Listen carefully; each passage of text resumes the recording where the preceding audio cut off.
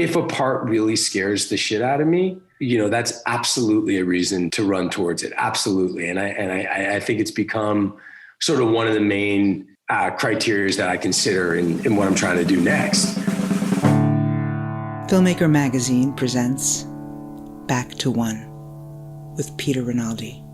Jon Bernthal is an actor. He sat down with me in cyberspace to talk about the work.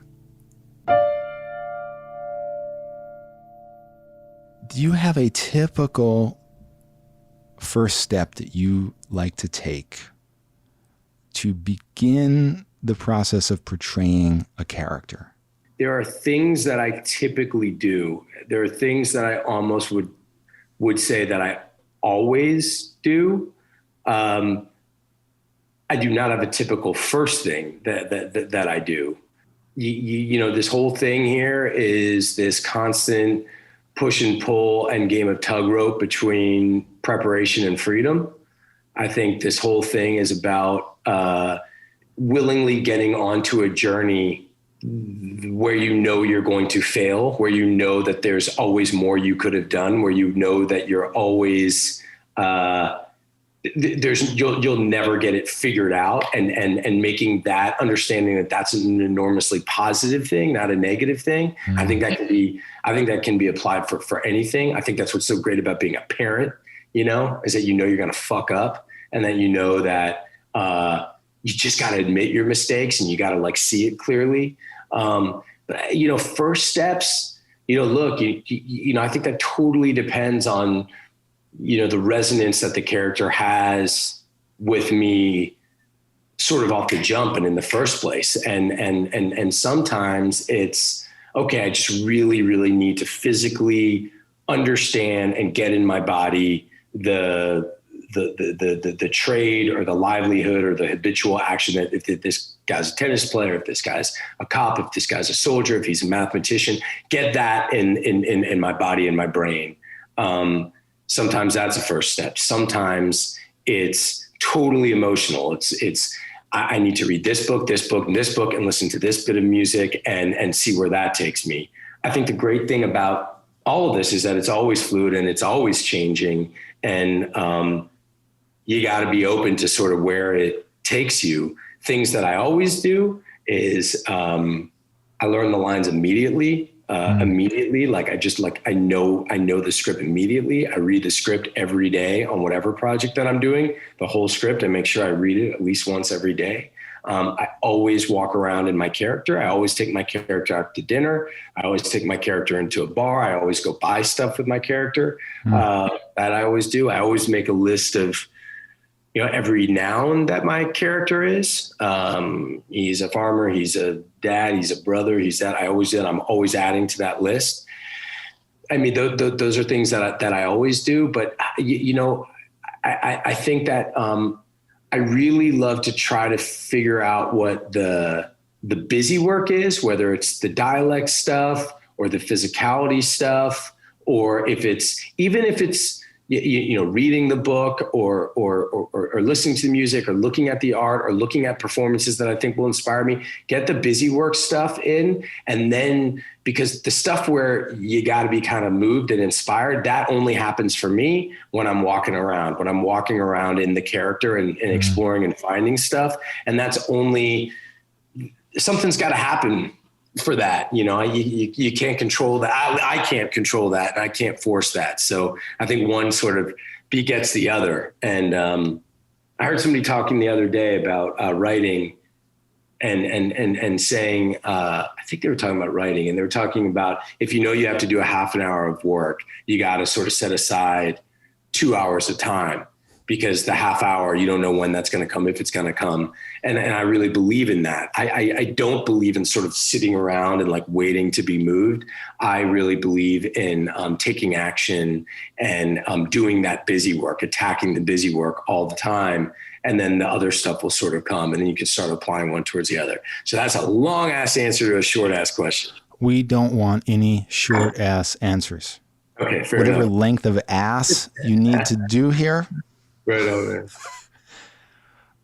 I heard you talk about, and maybe this isn't true anymore, about or you at least implied that isolation is very important to you. Is that true? And what is that? Is that have to do with some kind of like creating like an incubation process for your mind as it's going on?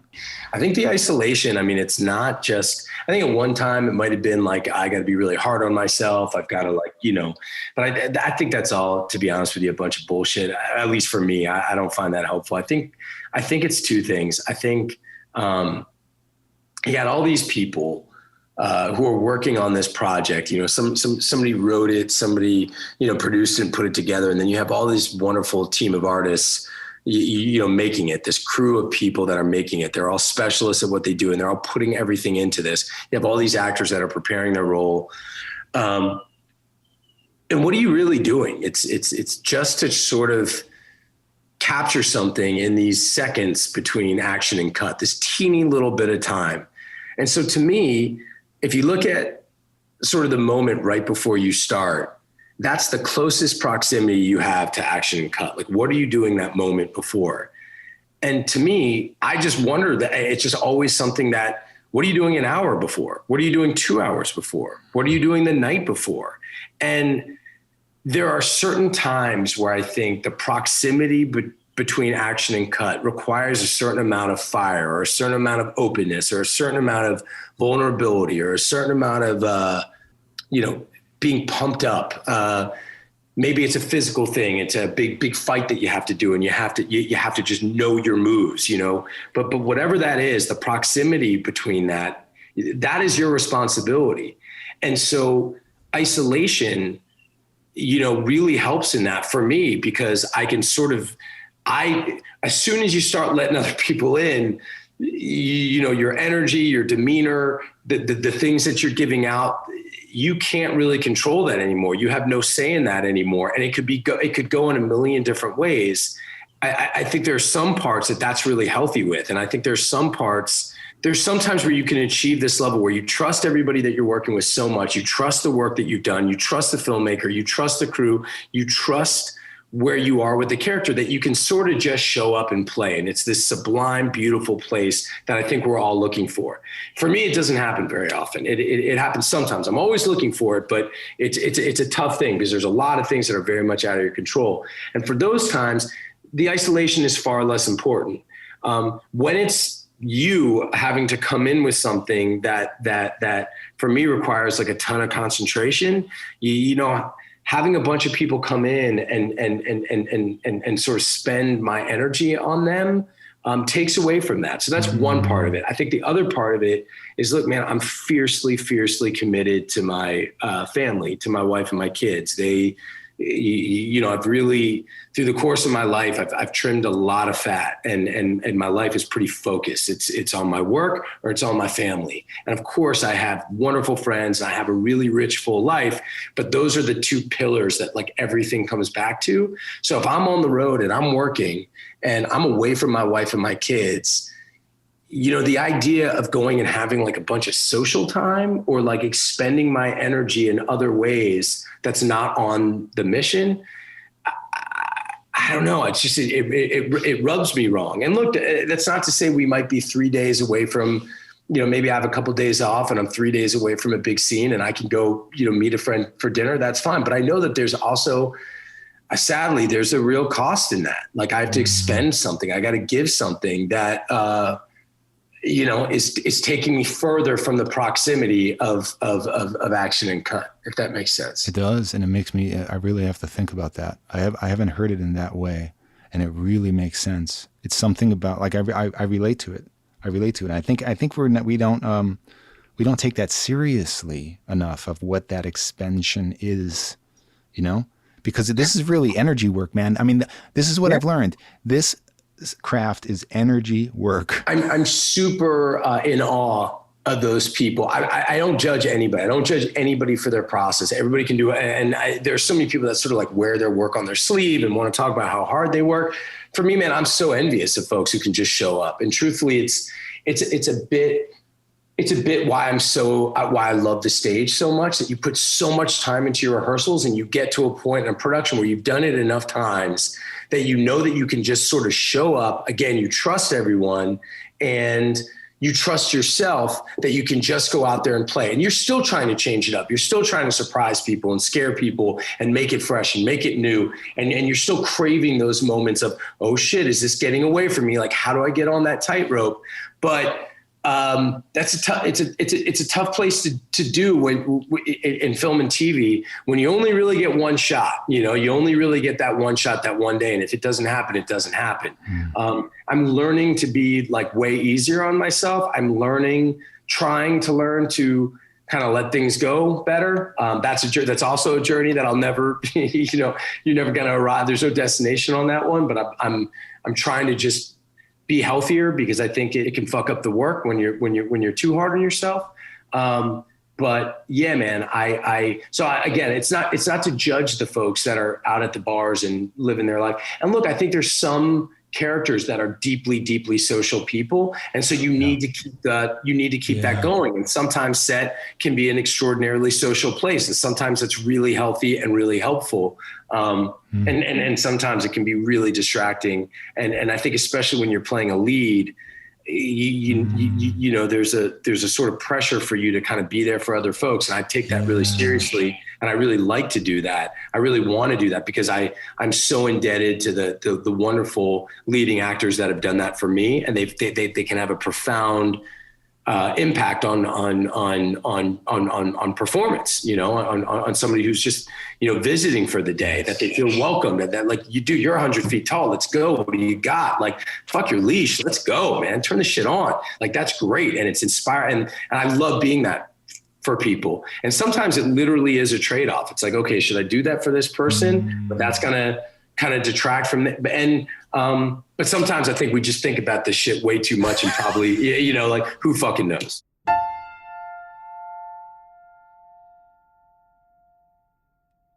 I'm using first names here, but you'll know what I'm talking about.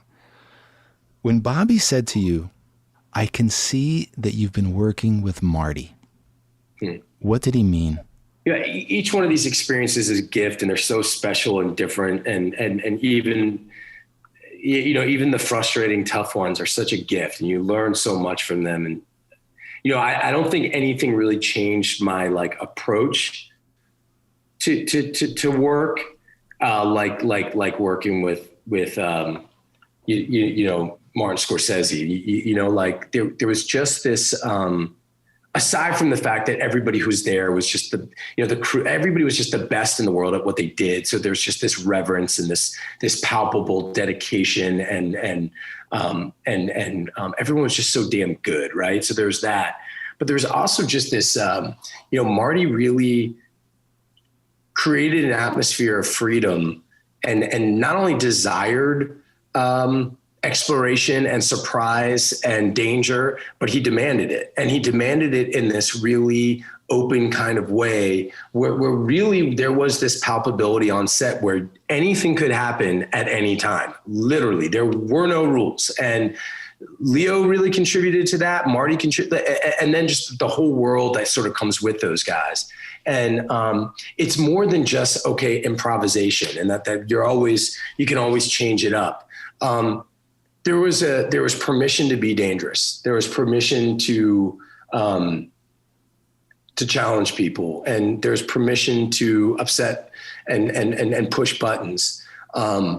I fucking love that. And I've taken it in, it's always what I'm aspiring to. It's always you can completely throw away the script at times. You can completely throw away the rules. There are no rules. And not a lot of people are necessarily comfortable with that.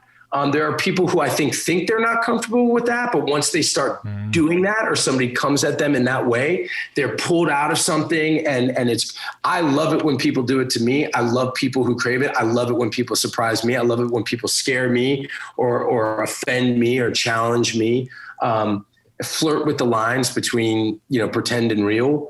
So I think that's what he meant by saying that, because, but you were hauling something into the next work. You know what I mean? That's what I'm talking about. Like, what were you hauling from that experience into the next job that he was with you on? I was bringing the energy of what it was like on Marty's set which again was playing the moment, changing it up, doing whatever I want. Nothing about continuity. You know, improv whatever you want, speak over the other guy's lines, make it real. I'm here with you. What's going on? And, you know, it's the scene. It's funny because he said, look, man, I mean, the point is like, I can see, he wasn't saying it complimentary. He wasn't saying, I see you've been working with Marty. Wow, I'm blown. He's like, I can see you've been working with Marty. Not everybody rolls like that. This director is not, he does not know what the hell you're doing. And he is not into you changing every word and grabbing food off my plate. And what I will say, it's the scene in that movie I'm most proud of. You know, it's the scene in that movie I think that does something that I think it's a really special scene. And he was, you know, he's the heavyweight champ, you know, Mr. De Niro, and he was right there with me, throwing it right back at me. But he explained to me that a lot of people aren't like that. You know, this might sound like a silly question, but it really, I want you to take it as a real question, because it really is a real question for me. What is the real benefit of running toward what scares you? Look, I just think that, I mean, it just in its most sort of like simplistic form, you know, again, I go with like the dad analogies all the time. You know, I'm trying to raise these kids, and, you know, the first time they get on a bike, they don't want to do it. They're no good at it. It's scary. They don't want to fall. The first time they get in the ocean, and it's terrifying. I just believe that nothing good happens without going through that process, without being terrified and then getting over it and getting through it. And all fear is a lack of knowledge. It's a lack of comfort. It's a lack of experience. So if you know, I just think the greatest thing you can do in life is to change, to acquire a new skill, to be able to go somewhere where you couldn't go before, and to be able to take others with you. And so, you know, I know that the enemy of good art is just doing the same thing over and over again, not challenging yourself, not knowing, oh, I got this in the bag. That's the enemy. You know, I don't want to be, you know, full of confidence. You know, I want to be humble. I want to be, I want to look at the people next to me and say, hey, we're going to go tackle this together. You scared? I'm scared. Good. Let's roll. Like, that's what I think we're looking for the work and for anything we do in life to really have meaning and to grow. That's growth. So yeah, I mean, I think if a part really scares the shit out of me, you know, that's absolutely a reason to run towards it. Absolutely. And I think it's become sort of one of the main criteria that I consider in what I'm trying to do next. I don't know. Does that make sense? It does. And do you literally feed off that fright when you're actually doing the work? Or have you already conquered the fear at that point? No, I think I'm always scared. I think fear is such a good, it's you know, Anne Bogart, great theater director, said that it's the best motivator, fear. You know, there's nothing like the feeling right before you're going to go on stage. You know, once you get out there, there's no coming back. There's no second takes, and you could screw up. Like you could, you know, like it could not work out. And that's a real, you know, that's a real palpable danger. I have so much respect for stand-up comedians. You know, they you know, going out there, there's really a cost. There's really something at risk. And I think you got to crave that risk. I think you gotta, I think you gotta, the palpability of failure has got to be real, and it's got to scare the shit out of you. And if there's there's nothing to kind of conquer, if there's nothing to achieve, if there's no place that you're trying to sort of run towards, I don't know. It's like, I don't know. What's the point? I don't know. You know, for me, it's a great motivator, you know, for me. Does that sometimes get in the way of sort of the looseness and the honesty and the throwing things? It can. And I think that there are times where I go in and I'm not afraid at all, and where I'm I totally, there's a real harmony. There's there's a real bond and connection between Chris Abbott, when Chris and I worked together, I got to a point in that movie. We did a movie called Sweet Virginia together. And I really felt like it was such a beautiful feeling, because it was like being on stage. I'd done the rehearsals, I'd done the work. I just needed to show up. And that thing that I said that I was always in awe of these people that could just sort of show up and do it. Yeah, I got there on that one. I've gotten there a few times, and but it's not something that I think you can do or you can control. It's not part of your process. It's about the alchemy of the project and the people that you're working with.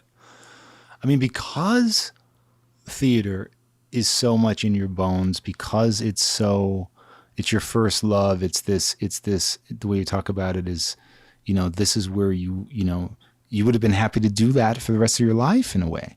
When you were working on, like I just talked to Polono, and when you guys were doing that movie, A Small Engine Repair, recently, I guess a couple years ago now, that must have been a really kind of perfect experience where besides the fact that you're actually filming a play, making it into a cinema, but the way you guys went about it, it seems like, with the long rehearsal process, and then just, it's just pure acting centered filmmaking. It seems like it was that, but I wanted to know it from your perspective on that particular production. I think that's right. I mean, I think, look, it's been in our bones and it's been with us for so long. And then you bring Shay in, and Jon described to you this super elaborate and in depth and lovely rehearsal process that we had. But I also think that, you also, in a play, you get to come back and you get to do it the next night. And in the play, there's the audience that is feeding off of you. There's still that thing that, wow, we've been with this project for 10 years. We're shooting this movie. If we don't get this scene on this take, if you don't, and again, that was something that I think we really, it's super helpful, man. I mean, it's super, all of a sudden to sort of spin out on the stakes, like, fuck, man, we only get this one shot. Like, we got to get it. Like, if we don't get this scene, this is a hugely important scene. And in a movie like that, the scenes are like 14 minutes long, and I've always had a very sort of theatrical approach to the way I do my film acting. Like, I don't want to have, again, something I'm really envious about is actors who can come in and sort of do moments, and then while the cameras are running, say, I'm just going to do that one more time. And then they go back, and then they sort of can play jazz and just be like, no, I know what you want. Stay with me. I'm going to come back to you. Like, I think I can't do that. For me, I am performing for the crew. If there's one moment that's false, it ruins the whole take for me. And I really want to have great takes, not great moments. And, it's just how I'm wired. And I also think there's something about that. It's because ultimately it's about the strength of the ensemble. And I find that when people stop and repeat a moment, it's very self-centered. It's very focused on their own performance, which I get, and maybe ultimately sort of results in better moments and maybe better filmmaking. But I think that there's something about, I'm there with this person. We are both there. We are both part of this. And if I stop and I go back, I'm totally violating your moment, and I'm totally taking your moment from you. Maybe you were invested in what I was doing right then. It's not fair for me to do that. And I think you got to be generous. You got to be open. I think that there was so much generosity on that set, and there was so much generosity in terms of us all understanding the stakes of it. And even though we had done it a million times, we had discussed it, we had rehearsed it, to stoking the flames on each other, pushing each other at times. There are times I can absolutely remember, Shay saying, do that one more time. Let's not move it. Like, go show me a little something else. And then I say the same to him, like, challenge each other a little bit. There was, I think when there's real love and real trust, that's established, like there was in that movie, you get rid of all the protocol and all the bullshit, which is the enemy of making art. Like, I wasn't worried about offending Shay, being like, dude, you can do it better than that. Like, fucking go a little harder on that. Or telling Jon, who's the director of the movie, hey man, come on, Do it again. Go deeper. Come at me right now. And and you got to get rid of all that shit. And in all the good sets, all that shit's out the window. And in all the mediocre stuff, it's just chock full of protocol and who's which person and what's your number on the call sheet. All that bullshit is, that is the enemy. I mean, I think that's the enemy to everything, period. But that's a whole other. Well, but how do you deal as someone who puts the work first? How do you deal with that stuff? And as you're getting, bigger and bigger now and bigger sets. I mean, how do you deal with that stuff? Being the kind of actor that you are. I try to use whatever, wherever I am, I try to, look, I really want to be respectful to everyone. I'm always respectful to anyone. But if I see sort of like non-artists making decisions based on if somebody's sort of like exerting their power on someone else or stuff that has nothing to do with kind of like what we're trying to create or what we're trying to accomplish. I really try to get in the way of that. I really try to do whatever I can, either by example or by actually like, stepping in and saying like that isn't helpful to anyone. I've been huge admirers of actors who step in and who sort of protect the creative process. I'm an enormously protected person anyway. So I'll do that. I think that I do it in a pretty respectful way, in a pretty gentle way. I don't have to like kind of lash out or say harmful. Like I wouldn't do that. But I don't have to. I think people sort of understand where I'm coming from.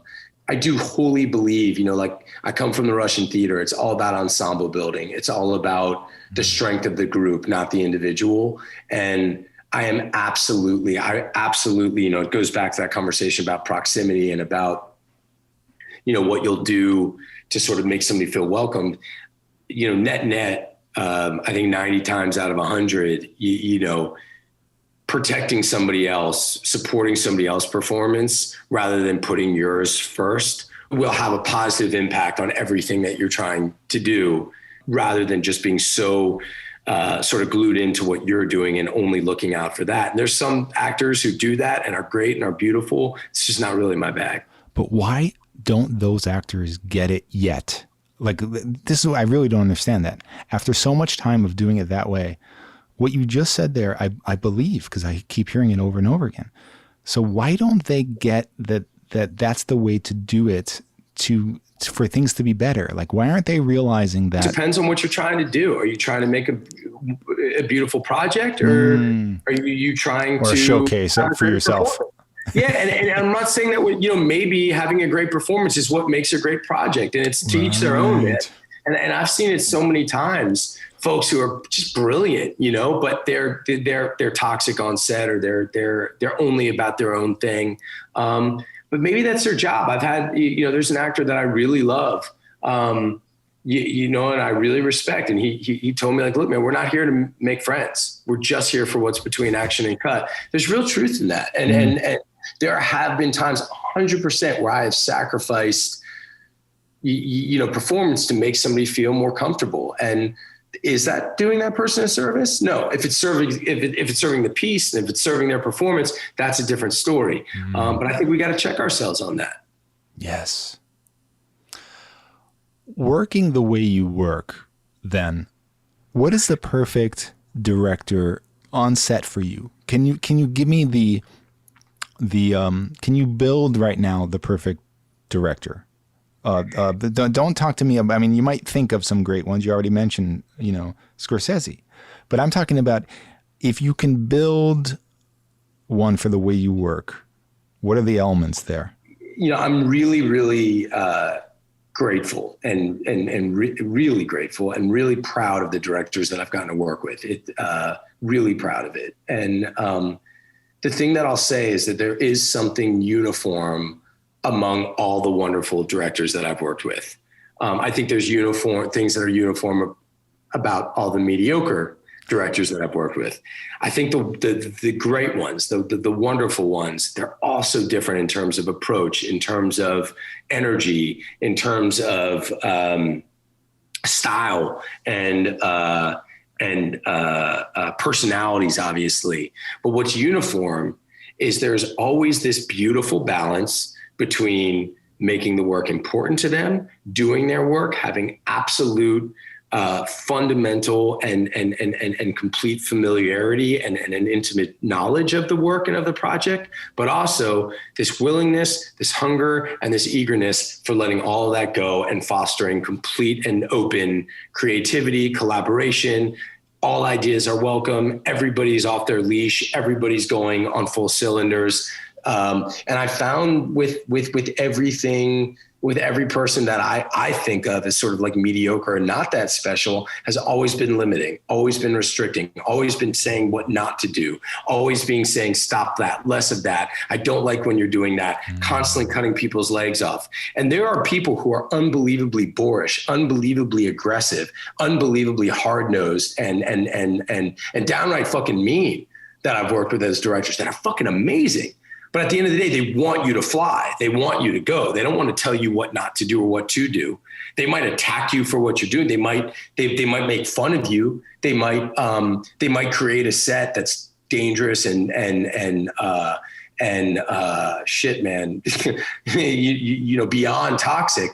But there's a method to the magic. It's all because they're trying to create this place again where dangerous, you know, palpable surprise can really exist. I think that's the biggest quality. I don't know how to like put that in tangible words, but you know, it's not just enough to sort of say anything goes. This is a free for all.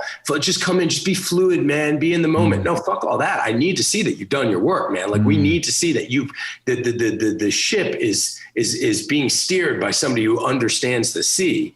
But like, fuck, dude, like go, man, go and fight and like go. And not just for the actors, but like makeup department, hair, camera, sound, like get in there, like do your thing. Don't, you're not here for me. You're here for you. Be the artist you are. Go.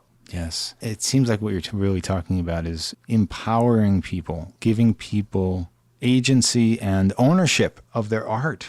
Dude, it's everything, man. I think that's everything in life. I think like, you know, people at any job, you know, empower people, give them agency, exactly what you're talking about. Like if you're all over if your boss is all over you telling you how to do your job, well, if you're so fucking good at it, do it yourself, dude. Like, what am I here for? And like the only way to create like real optimization and people to really bring their best is for them to have agency over what they're doing. So yeah, this is the job, but you're here for a reason. Like everybody needs to feel that. And, you know, I just know, you know, when I feel that I'm like being told to do things a certain way and I'm being constricted, I just know nothing special can happen. I know it. And look, I also have to be aware that sometimes I don't have the answers and sometimes I'm lost and sometimes maybe their idea is better. So it goes back and forth as the employer, employee, artist, director. It goes back and forth. You have to say, wow, okay, so what you're saying is if I go in that direction, you're not saying I'm a piece of shit. You're not saying I'm terrible.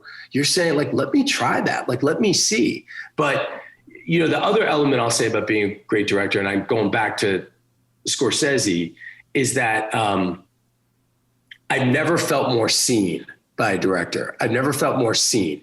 Every little thing that you do, he sees it. And you know, I remember there's this teeny little thing that I just wanted to add. You know, I had this whole speech with Jonah. You know, I had this whole sort of like conflict with him that like I didn't want to do this deal with him because he took too many drugs and he was always in drugs. But when we go to have the meetup, I'm sitting there smoking a joint waiting for him. Because in this guy's mind, marijuana isn't a drug. And he's just sort of, he has this teeny little, I want him to have this teeny little roach, but he's so wound tight and so nervous that he's just been smoking the shit out of this joint, waiting for this guy who the whole point is when he shows up, he drives in all crazy, like, I told you to be sober, you motherfucker, and lose his mind.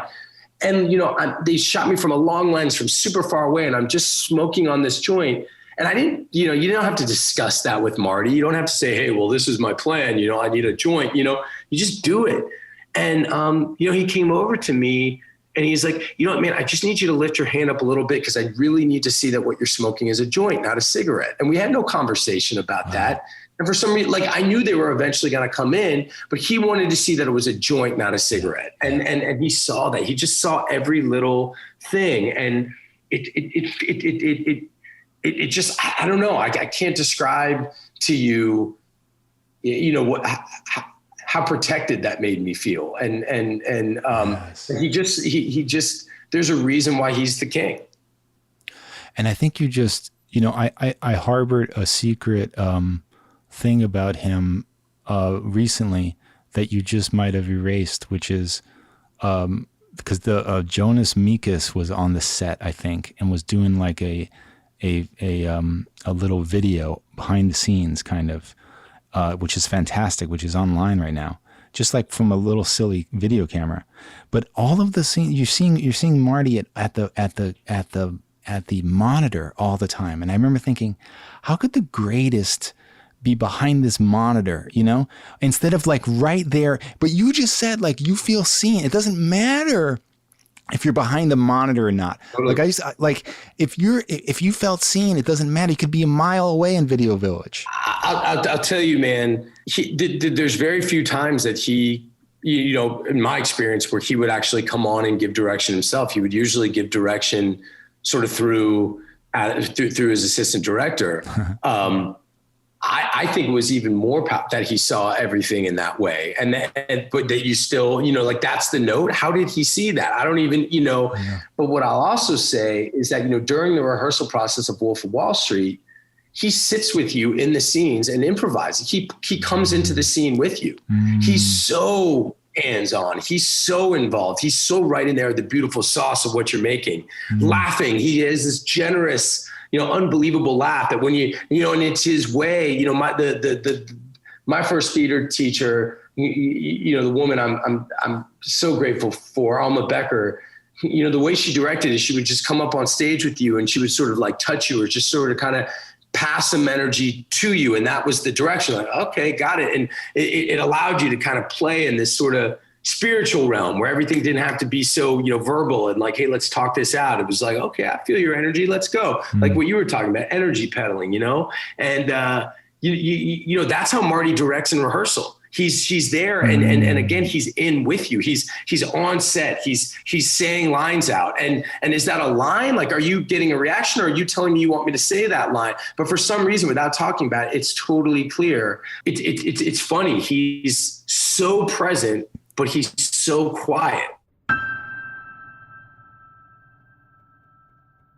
I want to ask this question to the part of you that at one time thought that the zenith would be just to travel the country doing regional theater. The true working actor part of you. Like over the last year, I would say, something has changed, I think, in your career. You're exploding now. And so I've heard you talk about like all of your decision processes are basically about the work and the director, like the actual script and the director, the actual work, not about anything else. But I'm wondering if because things are starting to explode, are you tempted to have this other career process, decision-making thing going on right now? That is not so much about that, but it's about like, you know, again, a temptation to like kind of ride something, a perception of you as an artist and have to figure that out. Do you have people that are talking to you about this, trying to sway you in that way? I just literally, man, I just don't look at it. Like I don't see it that way at all. I just like, it's like my son, he's colorblind and we were doing this homework the other night and he was trying to look at this like population density map and he literally didn't see that. He like didn't see the colors that I was talking about. I just don't see it that way. Dude, I am so grateful to be doing this.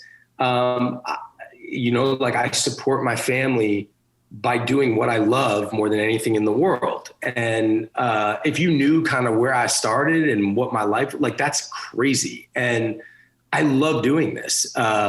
If you had asked me 5 years ago, if you know what you just said, it's like, you know, like I'm on this, like I felt that 5 years ago. I felt it like when I got, you know, when I was doing Walking Dead, I couldn't have been more fulfilled as an artist. So look, the only way of determining success in this is, do you get to keep doing it? Like, do you get to come back the next day and do it again? Do you get another shot? Do you get another at bat? So like, I know there's no way that I will like try to, I hope to God that I would never like try to, like ride away. Like, I just don't see it. I don't think that there's anything going on. I think that I've been really blessed to get some really, really great opportunities. I really hope I can keep getting these opportunities. But honestly, man, I think about this all the time. The inner peace, when you talk about the fear, the inner peace that I know that I have found is, I know in my heart of hearts that, when I first started, I looked at the company members of the American Repertory Theater and the company members of the Studio Theater in DC, these people who were teaching acting at Howard University or at American University, and then getting to play these amazing roles on stage every night. And I looked at them and I said, I want that, like that, to live an artist's life, to like go and attack, and then to be able to go and teach, and then to have your community of artists. I want that. And it's not like this idea of like the traveling guy going from regional theater to regional theater. I'm so blessed to have my life, but that I would love to have that life. And I would love to, like, if I could teach theater in my little town here and put on plays, that would be amazing, man. There's no like, so I think the only piece that I'm inching towards in the profession is that I'm really hoping that I just have secured the opportunity to keep doing it for a while longer in any way. And that is the only criteria in which I will sort of judge my own success, but this other I don't see anything. I don't see it the way that you described it, but I guess I'm really grateful for the kind words you said. Jon Bernthal, I hope you will come back on the show one day, man. Maybe we could be together in the same room. That would be great, man. I would love that. I really appreciate it. Really appreciate your questions and your kindness and your wisdom, man. That was fun. Back to One is a production of Filmmaker Magazine, which is a publication of The Gotham, formerly IFP. Listen to back episodes of this podcast at filmmakermagazine.com or wherever you get your podcasts.